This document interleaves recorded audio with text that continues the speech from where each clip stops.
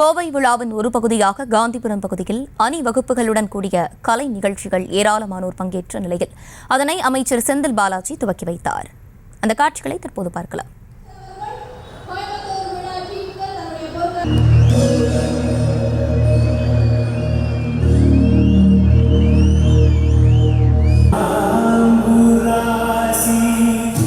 இதுகுறித்து கூடுதல் விவரங்களோடு இணைகிறார் செய்தியாளர் அருண். அருண், வணக்கம். விவரங்களை வழங்கலாம்.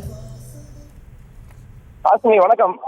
கோயம்புத்தூரினுடைய 220ஆம் ஆண்டு விழாவானது இன்றைய தினம் கொண்டாடப்பட்டு வருகிறது. இதனை முன்னிட்டு கோவை விழா என்பது கடந்த ஒரு வாரத்திற்கு மேலாக கொண்டாடப்பட்டு வரக்கூடிய சூழல்ல தினசரி பல்வேறு நிகழ்ச்சிகள் மூலமாக இந்த விழா மிக பெரிய அளவில் கொண்டாடப்பட்டு வருகிறது. இந்த சூழல்ல தான் இன்றைய தினம் 220வது ஆண்டை கொண்டாடும் விதத்தில் கோவை காந்திபுரம் பகுதியில் இந்த கோவை விழாவை முன்னிட்டு கலை விழா ஊர்வலமானது நடைபெற்று வருகிறது. குறிப்பாக கோவை காந்திபுரம் கிராஸ்கட் சந்திப்பு பகுதியில் இந்த கலை விழா நிகழ்ச்சியை அமைச்சர் செந்தில் பாலாஜி மற்றும் கோவை மாவட்ட ஆட்சியர் காந்திகுமார் பாடி மற்றும் கோவையில் உள்ள கிருஷ்ணா கல்லூரி சார்பில் இந்த மாணவர்கள் ஏராளமானோர் இங்கே கலந்திருக்கிறார்கள். அதே போன்று மாநகர காவல் ஆணையர் பாலகிருஷ்ணன், மாநகராட்சி ஆணையாளர் என கோவையில் உள்ள அனைத்து முக்கிய பிரமுகர்களும் இந்த விழாவில் பங்கேற்றிருக்கிறார்கள்.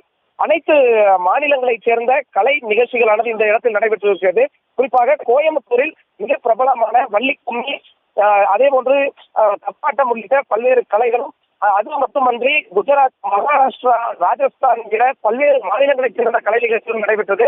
கலை நிகழ்ச்சிகளில் குறிப்பாக கோவையில் இந்த இருக்கக்கூடிய ஒவ்வொரு கலை அமைப்புகள், அந்த கலை அமைப்புகள் சார்ந்து அதே போன்று பள்ளிகள், கல்லூரிகள் என அனைத்து தரப்பை சேர்ந்த மாணவ மாணவிகள் இந்த நிகழ்ச்சியில் பங்கேற்று தங்களது திறமைகளை வெளிப்படுத்தியிருக்கிறார்கள்.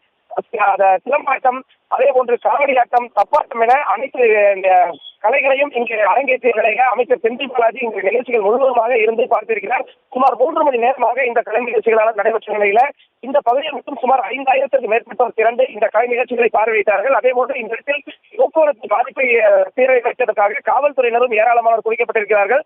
இந்த பகுதி முழுவதுமாக கிராஸ்கட் சாலையில் இன்றைய தினம் அனைத்து கடைகளும் அடைக்கப்பட்டு முழுவதுமாக வண்ண விளக்கு ரொம்ப அருமையான இருக்கு. ஐ brought my children especially இதை விட்னஸ் பண்றதுக்கு தான். இதெல்லாம் நம்ம சில்ட்ரன்ஸ்க்கு எல்லாம் தெரிய நம்ம ஊர்ல இத்தனை கல்ச்சர்ஸ் இருக்காங்க, இத்தனை பேர் இந்த ஊர்ல தங்கிட்டு இவ்வளோ நல்லா பண்றாங்க. விவரங்களுக்கு நன்றி அருண்.